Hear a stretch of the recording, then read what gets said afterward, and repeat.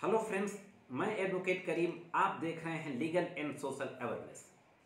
हम सभी की ज़िंदगी में रुपए पैसों के लेन देन के संबंध में कोई ना कोई ट्रांजैक्शन होता रहता है, चाहे किसी बिजनेस के सिलसिले में हो या व्यक्तिगत संबंधों के चलते किसी को उधार दिया गया हो या किसी से उधार लिया गया हो। अक्सर होता क्या है कि उधार लेन देन के संबंध में जब किसी को पैसा दिया जाता है या कोई माल दिया जाता है उधार, तो उस वक्त जो व्यवहार होता है लोगों का वो दूसरा होता है, लेकिन जब उसको लौटाने का वक्त आता है तो लोग टालने लगते हैं। बहुत करीबी से करीबी संबंधों में भी हम ये देखते हैं कि अगर किसी को रुपए उधार दे दिए हैं या किसी माल के संबंध में, किसी बिजनेस के सिलसिले में अगर कोई भुगतान करना है, तो उस भुगतान को वापस करते समय लोग तरह तरह के बहाने बनाते हैं और उसको टालने की कोशिश करते हैं। जहाँ पर लेन देन बिजनेस से संबंधित है वहाँ पर अक्सर भुगतान या तो नगद किया जाता है या जो ऑनलाइन माध्यम है, आजकल डिजिटल माध्यम है, उसके जरिए किया जाता है या फिर चेक के माध्यम से किया जाता है। लेकिन कई ऐसे मामले होते हैं जहाँ पर व्यक्तिगत संबंधों के चलते उधार का लेन देन होता है, वहाँ पर लोग चेक के माध्यम से भी भुगतान करते हैं और नगद और दूसरे तरीकों से भी भुगतान करते हैं। अक्सर जब कभी ऐसे हालात आ जाते हैं कि हमें जब चेक के माध्यम से भुगतान प्राप्त हुआ है और चेक बाउंस हो गया है, लेकिन इससे पहले मैंने एक वीडियो बनाया था जिसमें मैंने बताया था कि चेक बाउंस होने के कितने समय के बाद नोटिस भेजना चाहिए और नोटिस भेजने के कितने समय के बाद मुकदमा करना चाहिए। उस वीडियो का लिंक मैं आई बटन में दे दूंगा, आप देख सकते हैं। हालात जब ऐसे बन गए हों कि चेक बाउंस का मुकदमा करने का समय खत्म हो चुका है, अक्सर होता क्या है कि आम लोगों को, जिनको कानून की जानकारी नहीं है, उनको यह पता नहीं होता है कि चेक बाउंस करने के बाद मुकदमा करने की एक सर्टेन टाइम लिमिट होती है। ऐसी स्थिति में लोग जब जिनके द्वारा चेक दिया जाता है उनसे बात करते हैं कि आपका चेक बाउंस हो गया है, तो लोग कुछ ना कुछ समय दे देते हैं कि 10 दिन रुक जाओ, कुछ दिन रुक जाओ, मैं उसको दोबारा दे दूंगा पैसे को। इस वजह से लोग इंतजार करते रहते हैं और चेक का टाइम निकल जाता है। तो ऐसे मामलों में जहां पर चेक बाउंस का केस करने का टाइम लिमिट समाप्त हो चुकी है, वहां पर हम किस तरीके से मुकदमा करें और अपने पैसे को कैसे प्राप्त करें।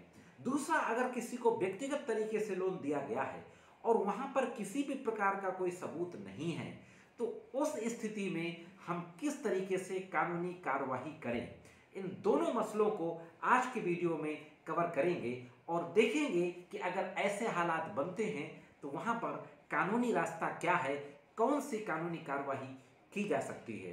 दोस्तों, इससे पहले कि मैं वीडियो शुरू करूं, अगर अभी तक अगर आपने मेरे चैनल को सब्सक्राइब ना किया हो तो चैनल को सब्सक्राइब करें और नोटिफिकेशन बेल को ज़रूर हिट कर दें, जिससे कि भविष्य में मेरे द्वारा जो वीडियोज अपलोड किए जाते हैं उनकी जानकारी आप तक पहुँच सके। और वीडियो को लाइक और शेयर अवश्य किया करें। साथियों, अगर बैंक द्वारा चेक बाउंस कर दी गई है और चेक बाउंस करने के बाद समय से नोटिस नहीं भेजा गया या समय से नोटिस भेज दिया गया है 1 महीने के अंदर, उसके बाद समय से मुकदमा दाखिल नहीं किया गया, तो section 142 NI act, negotiable instrument act का कहता है कि अगर चेक बाउंस का मुकदमा कोर्ट में दाखिल करने में विलंब हो गया है तो विलंब के कारणों को अगर आप कोर्ट को बता देंगे और कोर्ट उससे सेटिस्फाइड हो जाएगी तो आपके केस को एडमिट कर लेगी। लेकिन हम मान लेते हैं कि अगर कोर्ट ने, आपके पास कोई विलंब का ऐसा कारण नहीं है जिसको आप कोर्ट में बता पाए और कोर्ट सेटिस्फाइड हो पाई, तो क्या करेंगे? उस स्थिति में अपने उस पैसे को वसूलने के लिए जो उधार दिया गया है या किसी बिजनेस के सिलसिले में दिया गया है, उस पैसे को वसूलने के लिए आप उस व्यक्ति पे पहली कार्रवाई कर सकते हैं, सिविल की कार्रवाई, रिकवरी का मुकदमा। और सिविल की कार्रवाई करने के लिए 3 साल का समय होता है। हाँ दोस्तों, विदिन 3 ईयर्स ऑफ ट्रांजेक्शन आप उस व्यक्ति के विरुद्ध सिविल की कार्रवाई किसी सिविल कोर्ट में जाकर के कर सकते हैं।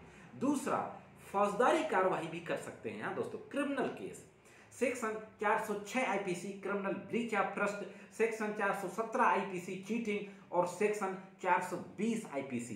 दोस्तों, इस तरीके से इन 3 धाराओं के अंदर 406, 417, 420 के तहत आप उस व्यक्ति के खिलाफ पुलिस थाने में जाकर के एफआईआर दर्ज करा सकते हैं। अगर पुलिस एफआईआर दर्ज नहीं करती तो कोर्ट में जाकर कंप्लेन केस कर सकते हैं। तो घबराने की जरूरत नहीं है। अगर चेक बाउंस का मुकदमा करने का समय समाप्त हो चुका है तो इस तरीके से आप क्रिमिनल कार्रवाई उस व्यक्ति के ऊपर कर सकते हैं। दूसरी जो बात थी कि जहां पर उधार लेन देन हुआ है व्यक्तिगत संबंधों के चलते, उसका किसी प्रकार का कोई प्रूफ नहीं है। हम ये सब जानते हैं कि अदालत बिना सबूतों के, बिना एविडेंसेस के किसी भी केस को में हम जीत नहीं सकते। अदालत में कानून नहीं मानता है। उस स्थिति में हमें अपने उस दोस्त से, उस व्यक्ति से जिसके साथ हमने लेन देन किया है, कुछ इस तरीके का वार्तालाप करें, फोन के जरिए, ईमेल के जरिए, ट्विटर के जरिए, व्हाट्सएप के जरिए कुछ ऐसा वार्तालाप करें जहां पर कि हमारे ट्रांजैक्शंस की बात उस व्यक्ति के द्वारा एडमिट कर ली जाए, पैसे लेने की बात उस व्यक्ति के द्वारा एडमिट कर लिया जाए। किसी न किसी तरीके का हम सबूत जरूर तैयार कर लें जो आगे कोर्ट में काम आएगा। अब एक सवाल यहां पर उठता है कि क्या इन सबूतों की केस को दाखिल करते समय जरूरत है? नहीं दोस्तों, केस दाखिल करते समय बिल्कुल जरूरत नहीं है। अगर किसी व्यक्ति ने आपसे उधार लिया है, कोई सबूत आपके पास नहीं है और वह आपका उधार नहीं दे रहा है, किसी तरीके की कोई लिखा पढ़ी नहीं है, तब भी आप एक पुलिस को एप्लीकेशन दीजिए। पुलिस को एप्लीकेशन देने के बाद अगर पुलिस एफआईआर दर्ज नहीं करती तो कोर्ट में कंप्लेन केस दाखिल कर दीजिए। कंप्लेन केस क्या होता है उस पर मैंने सेपरेट वीडियो बनाया है, आई बटन में उसका लिंक दे दूंगा, उसको आप देख सकते हैं। इस तरीके से कंप्लेन केस करके आप उस व्यक्ति को परेशान कर सकते हैं और अपना उधार लिया हुआ पैसा जो डूब चुका था उसको वापस पा सकते हैं दोस्तों। तो यह है आपके सामने कानूनी रास्ता, जिन कानूनी रास्तों को अपना करके आपका जो पैसा डूबने जा रहा था उसको आप वापस प्राप्त कर सकते हैं दोस्तों। आज की वीडियो में दोस्तों सिर्फ इतना ही। यह जानकारी आपको कैसी लगी कमेंट्स करके जरूर बताएं। मिलते हैं किसी अन्य वीडियो में कानून की कुछ अन्य जानकारियों के साथ। तब तक कानून की विभिन्न तरीके की जानकारियों के लिए देखते रहें लीगल एंड सोशल।